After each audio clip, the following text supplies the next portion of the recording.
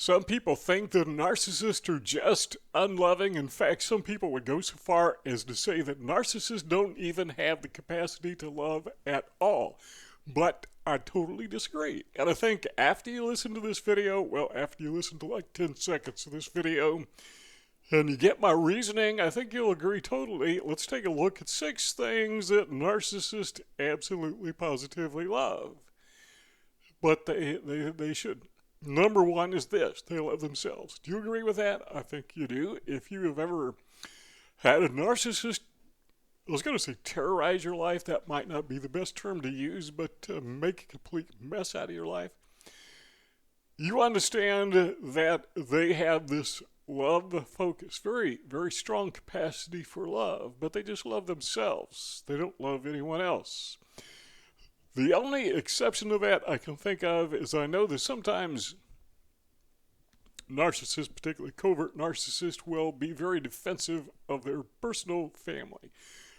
I mean, their children are better than anyone else's kids. Doesn't matter what it is, they excel in everything, even if they can't do anything. They may also be very boastful of maybe siblings sometimes, maybe of a spouse, very seldom, but that could happen. Now, I'm not sure that's true love, but it's an expression rather of the way they love themselves. I mean, they love their kids because they're their kids and not because they love them, if that makes any sense. So, they will brag about their children, which is, by the way, not a bad thing, right? I hope you encourage your kids, if you have kids, and I hope you encourage your grandkids. I hope you think highly of them because they need that, But narcissists, it's really not about the kids. It's about themselves. They're my kids, so they got to be good, What kind of car do you drive? Well, if you're like me, you drive one of each, but, if they drive a Ford, the best car in the world is a Ford. If they happen to drive a Ford, sedan, okay, then the best car anyone could drive is a Ford sedan. If the color of the sedan happens to be white, then the best car in the world is a white Ford sedan. And if you happen to drive a white Ford sedan, it's just coincidental.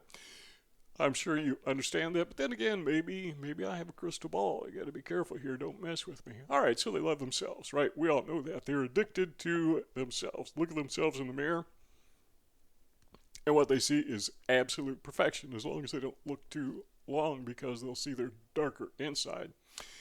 Number 2 is, okay, I have better words for this, but I try to keep this channel family oriented, so I'm going to say jerks.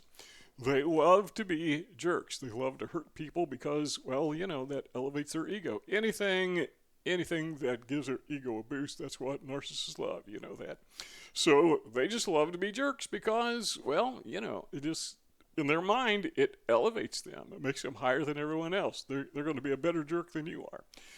They like to do everything better than everyone else, even though they can't. But there's one thing they really excel in, and that's being, again, I got other words I could use, but I'm going to use jerk, and you can fill in the blank with whatever you want to.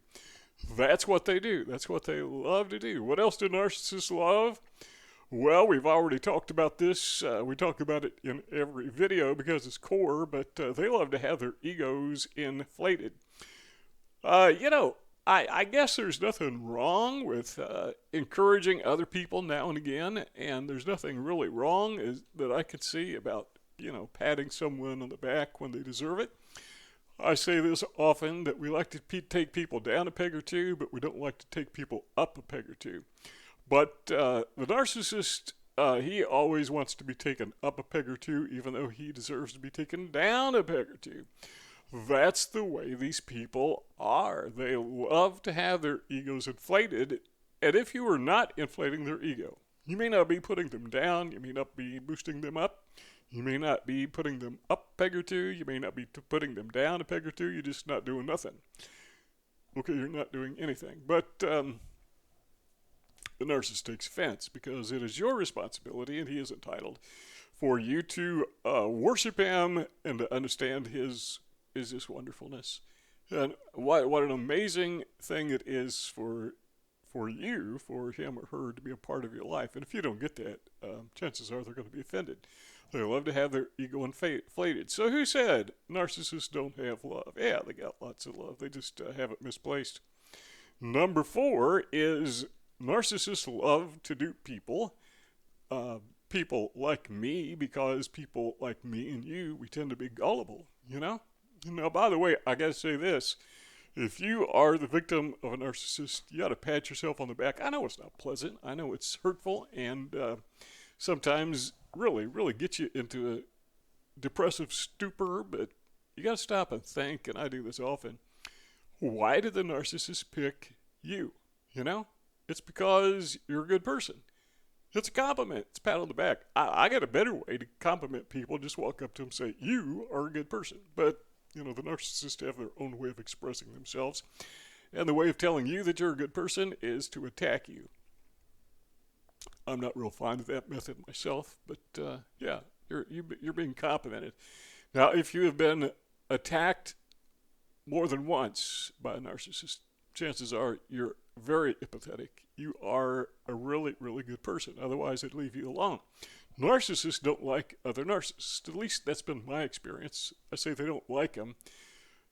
I don't know that they particularly dislike them, that they don't attack them. They just kind of ignore them because, well, there's nothing there. There's no supply to be had. So they just kind of stay away from each other. I often wondered what happens when narcissists meet. Do they like dogs? Do they fight each other, or do they, like dogs, form a pack? And by and large, at least based on my observation, they just kind of avoid each other. I mean, they may cohabitate the same space and do okay at the workplace, but I've never known narcissists to form an alliance with each other. Now, your experience may be different, and if it is, yeah, I'd like to hear about it. So, put something in the comments. Not just for me, but for other people. But they love to dupe people. That is what they're all about. Dupe. They love to pretend one thing and do another.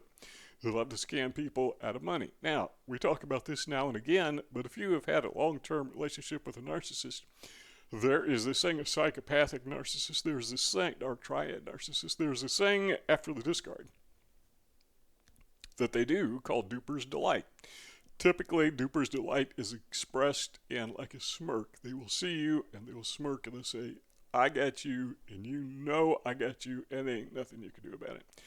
Not all narcissists express duper's delight in that way. I mentioned this in a couple other videos, but there was this guy in my life, scammed me out a lot. I mean, and I watched him over the years, even before I realized I was being scammed and not realizing he was a narcissist, but I did know there were people in his life that he had problems with. And when he would see those people that he screwed over, he had this thing where he wanted them to see him. And he would get up and walk around just so that he would capture their eyes, so he would get their attention. I recall one time we were in a parking lot at a box factory where we were, both like independent sales reps, I guess you'd say. And the owner of a competitor drove by. The owner of a competitive company drove by that he used to work for. And it was real important for him. I mean, very important for him to get out there in the parking lot as he saw him driving by and make sure that he was seen. And I observed him doing that other places. There was a girl at a McDonald's that he just trash talked because it made it feel good, I guess. And he loved for her to see him.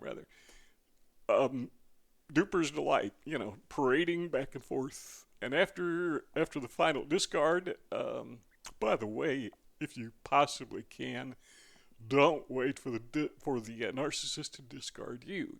Sometimes you get this thing in the back of your head because you're still in that grooming stage after he's long left it, that somehow this guy's going to come to his senses, or this woman, if you're in a love relationship, guy, if you're in a love relationship, somehow they're going to come to their senses. No, not.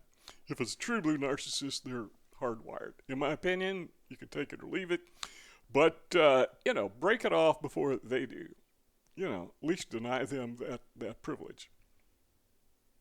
But anyhow, I would see him somewhere out and about. He'd parade back in front of me, Duper's delight. Hey, I got you. What are you going to do about it? Well, he found out. So they love to dupe people. Number 5 is they love attention. Now, if a narcissist were to be in a crowd of people, the one thing he would want them to do, if you knew the truth about it, is he would want them to all turn. Say there's a crowd of, I don't know, several hundred people in a room for whatever purpose. I don't know, maybe it's a wedding reception.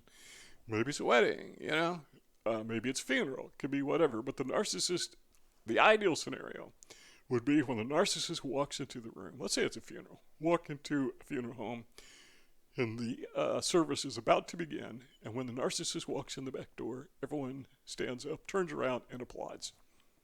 Yeah, that's what that would be the ideal scenario. I mean, it's not about the dearly departed. When a narcissist goes to a wedding, it's not about the bride, certainly not about the groom. It's about him or her. All the attention comes this way. And that's the way they see it. They absolutely positively love attention. Well, why? Why do they love attention? Most psychologists that I've read believe they have an inferiority complex that they're hiding. And my opinion, at least from what I've seen, it's not justified. I mean, these people really, some of them, they're no worse than anyone else when it comes to a deficit in talent or a deficit in intelligence. They're on a par with, they're pretty much average. But that's not the way they see themselves. They see themselves, from what I've read, as being worse than everyone else, and so they want to fill that deficit. They got this hole, that needs dirt in it, needs to be filled up. So they start to fill a hole that's not there. What happens is the dirt piles higher, doesn't fill the hole because there is no hole. And so they love attention because, well, they're trying to compensate for this perception, usually false perception, maybe not, but this perception that they have all kinds of deficits. They're just not as good as anyone else in many, many areas. So, they crave attention. Number 6, by the way, if I were to take time, I could probably think of 100 of these things, but number 600. Number 6 is they love to skirt responsibility. If there's something that needs to be done, the person you can count on to not count on is the narcissist. Now, they make exceptions, obviously, when they're trying to impress people. They'll show up and they'll be the hardest working person there for a few minutes, and first opportunity, they'll bail out. And I knew narcissists that would show up to a work day or whatever, and they just disappear. It's like they vanished, turned into thin air. Well, what they did is when no one was looking, they just took off. They're above that. They don't do work. I mean, what are you, crazy? If you work with a narcissist at a workplace, at the job site, you probably know that. They are really hard to get to do anything. Maybe there's some exceptions that you know about, but every narcissist that I have known, by and large, and there are exceptions to all of these things, but by and large, they love to skirt responsibility. Some narcissists are married and they stay married, but usually that has more to do with their spouse not willing to dump them for whatever reason. But typically, narcissists that I have known, they're just not fit for any kind of close relationship, but marriage in particular. So on your screen, what you see are 2 rectangles. And the reason we put those there is for you. If you want to keep our conversation flowing, we can keep on hanging out. Sure. Just click on one of those 2 rectangles and that will happen. But if not, we want to thank you for stopping by and see y'all next time.